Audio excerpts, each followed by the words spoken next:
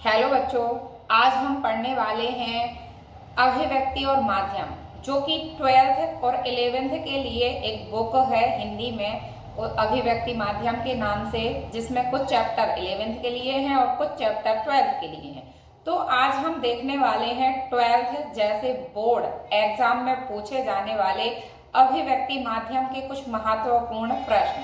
आज हम देखने वाले हैं अभिव्यक्ति माध्यम में 12th के लिए फर्स्ट चैप्टर दिया गया है विभिन्न माध्यमों के लिए लेखन। अब इसमें हम पहला पॉइंट देखने वाले हैं प्रिंट माध्यम। तो प्रिंट माध्यम के हम कुछ महत्वपूर्ण प्रश्न और उत्तर देखेंगे। तो पहले जैसे कहा, ये संचार से संबंधित बुक है, तो पहला शब्द आता है कि संचार क्या है। जब हम अपने भावों और विचारों को दूसरों तक व्यक्त करते हैं और दूसरों के विचार एवं भावों को हम समझने का प्रयास करते हैं, उसे हम कहते हैं संचार। और एक बड़े स्तर पर बहुत सारे लोगों के साथ जब ये संचार किया जाता है तो इसे कहते हैं हम जनसंचार। जैसे किसी माध्यम प्रिंट, अब जनसंचार के बहुत सारे माध्यम होते हैं, जैसे कि प्रिंट हो गया, पत्र पत्रिकाएं हो गई, पुस्तकें हो गई, रेडियो, मोबाइल, टेलीविजन, इंटरनेट आदि बहुत सारे जनसंचार के माध्यम होते हैं। इन माध्यमों के द्वारा हम बहुत सारे लोगों से, हजारों लाखों लोगों से एक साथ संवाद कायम कर सकते हैं, एक साथ इन्हें सूचना दे सकते हैं, मनोरंजन कर सकते हैं, शिक्षित कर सकते हैं। तो ये जनसंचार के माध्यम।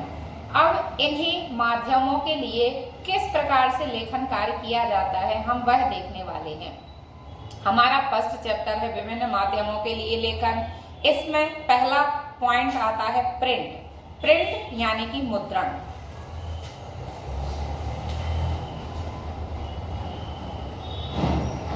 प्रिंट या मुद्रण। तो हम देखने जा रहे हैं मुद्रण। मुद्रण क्या है? तो ये जनसंचार के आधुनिक जो माध्यम हैं, इन सभी जनसंचार के आधुनिक माध्यमों में सबसे पुराना माध्यम माना जाता है प्रिंट माध्यम। तो एक इम्पोर्टेंट क्वेश्चन यहीं से निकल के आता है कि जनसंचार के आधुनिक माध्यमों में सबसे पुराना माध्यम कौन सा है?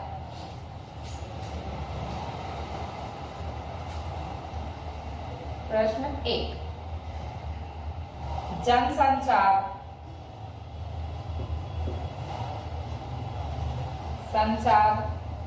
के आधुनिक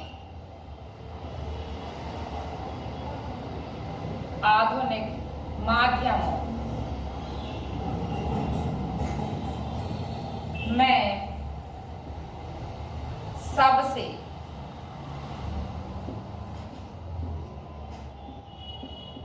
पुराना माध्यम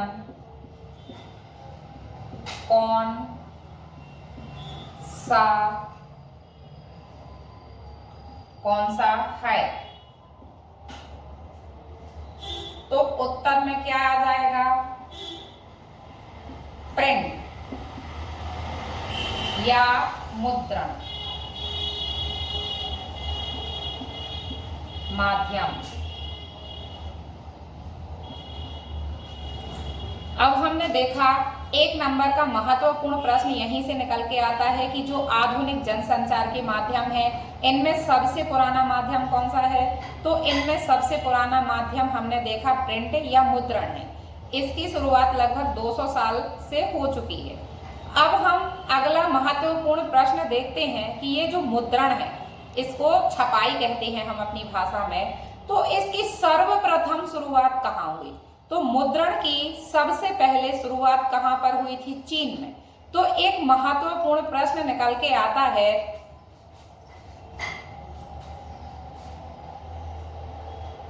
प्रश्न 2, मुद्रण की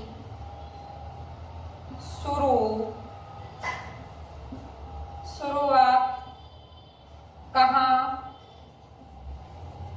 से हुई?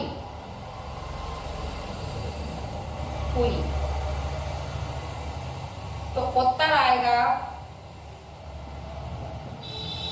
चीन।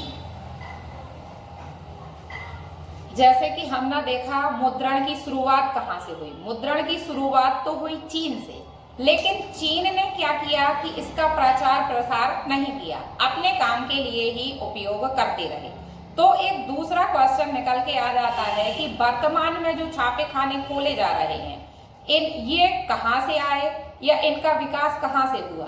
तो उत्तर में आता है जर्मनी का गुटेनबर्ग। वर्तमान में जो छापे खाने खोले जा रहे हैं इनकी शुरुआत कहां से हुई, जर्मनी के गुटेनबर्ग ने भी छापे खाने का विकास किया और इसका प्रचार प्रसार भी किया। तो हमारे समाज में जो वर्तमान में छापे खाने खुलते हैं इनका श्रेय किसे जाता है, तो जर्मनी के गुटेनबर्ग को जाता है। तो एक महत्वपूर्ण प्रश्न निकल के आता है,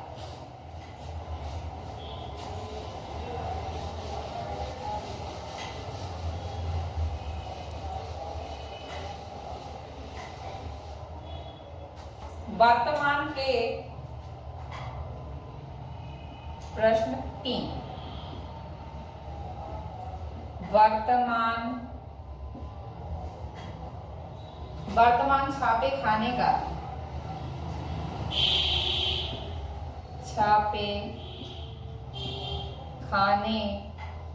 का आविष्कार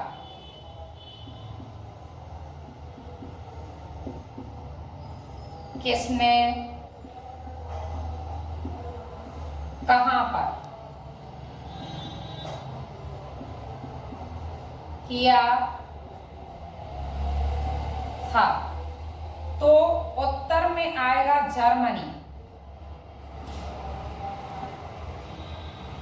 जर्मनी का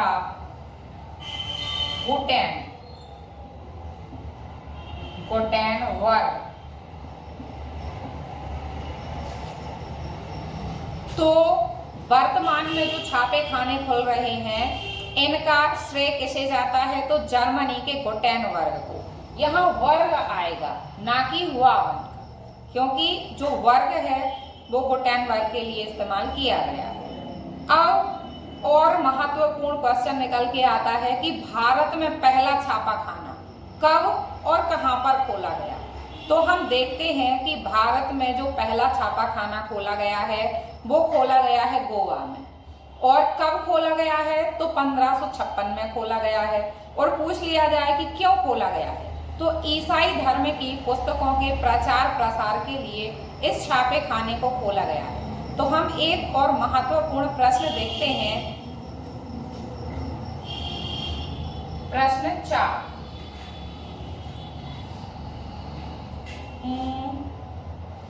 भारत में पहला छापा खाना कब और कहां खोला गया। तो उत्तर आएगा सन 1556 में, सन 1556 में और गोवा में यह छापा खाना खोला गया और ईसाई धर्म की पुस्तकों के प्रचार प्रसार के लिए यह छापा खाना खोला गया।